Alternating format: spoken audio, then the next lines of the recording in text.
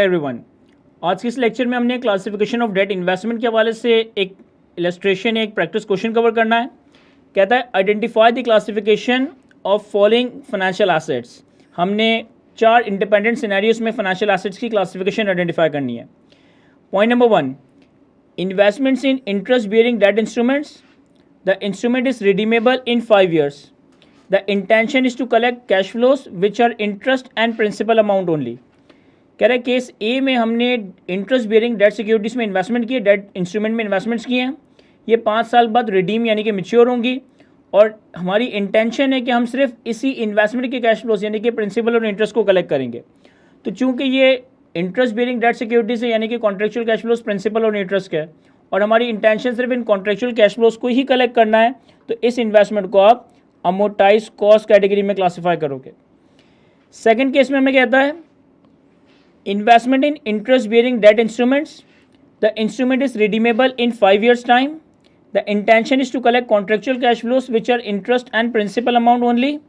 However the entity may sell the loan notes earlier if any goods offer is received. Sir same हमारे पास debt instruments है, interest bearing debt instruments हैं। हमारी वैसे तो intention है कि हम कॉन्ट्रेक्चुअल कैश फ्लो को कलेक्ट करेंगे, लेकिन अगर हमें अच्छी प्राइस ऑफर हुई तो हम इसे मार्केट में सेल भी कर सकते हैं। तो अब यहाँ पे हमारा business model to collect contractual cash flows and sell the financial asset है, डेट इन्वेस्टमेंट है, तो इससे हम fair value through OCI category में क्लासीफाई करेंगे। थर्ड केस में हमें कहता है investment in loan notes. The objective is to collect contractual cash flows which consist of interest, change in oil price in the next 5 years and principal amount at the end of the year 5। अब हमने case सी में एक ऐसे loan notes में invest किया जिसके contractual cash flows interest और principal को तो हैं, लेकिन ऑयल प्राइस की चेंजेस के साथ भी कैश फ्लोस इंपैक्ट हो रहे होंगे।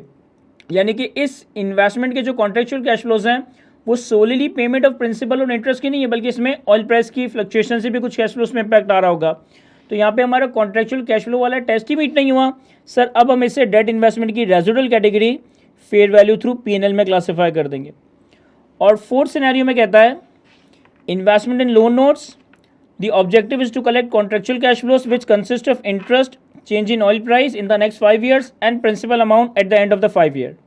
The entity may sell the loan notes earlier if any good offer is received.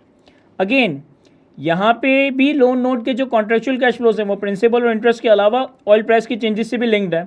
तो अब हमारा बिजनेस मॉडल ऑब्जेक्टिव कुछ भी हो, अगर कॉन्ट्रेक्चुअल कैश फ्लो ही SPPI के अलावा कुछ और है, यानी कि सोलिली पेमेंट ऑफ प्रिंसिपल और इंटरेस्ट के अलावा यहाँ पे ऑयल प्राइस की फ्लक्चुएशन से भी कैश फ्लोज पे इंपैक्ट आएगा, सर इस डेट इन्वेस्टमेंट को भी हम fair value through P&L model में क्लासीफाई करेंगे। तो हमारे पास सिंपल सी इलस्ट्रेशन थी क्लासिफिकेशन ऑफ डेट इन्वेस्टमेंट के हवाले से।